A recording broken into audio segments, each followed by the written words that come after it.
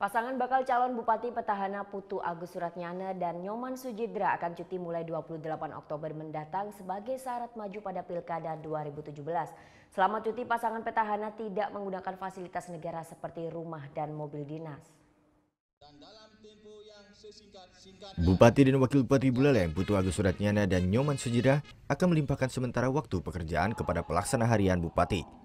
Pasangan bakal calon petahana ini akan cuti di luar tanggungan pada 28 Oktober mendatang. Surat cuti pun telah disetujui oleh Gubernur Made Mangkupastika. Namun untuk pelaksanaan harian, Bupati masih menunggu nama dari Gubernur. Rencananya, Putu Agus Suratnyana akan menyerahkan surat cuti ke KPUD Buleleng pada Rabu ini. Selama cuti, pasangan petahana akan fokus pada persiapan pilkada mendatang dan petahana berharap pelaksana harian dapat melanjutkan program yang telah dirancang sebelumnya agar tidak menghambat pembangunan. Selama cuti, petahana tidak menggunakan fasilitas negara seperti rumah dan mobil dinas. Cuti akan mulai dilakukan tanggal 28. Karena itu hari Sumpah Pemuda. Saya tidak tahu apa pagi itu saya bisa memimpin apel dulu, baru penyerahan serah terima. Pak Sekda sedang menanyakan mekanismenya apa. Tok 28 sudah nggak boleh lagi.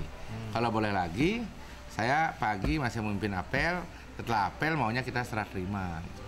Ya jelas mobil tidak dibawa, almari, band tidak dibawa, yang saya bawa cuma pakaian saja. Pasangan bakal calon Bupati Petahana ini akan cuti di luar tanggungan selama 4 bulan dan akan bertarung pada Pilkada Februari 2017 mendatang.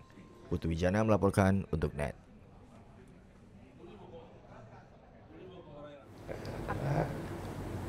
Oke, sekarang aku coba. Udah selesai kan nontonnya? Nah, jadi jangan lupa buat like, komen, dan subscribe ya.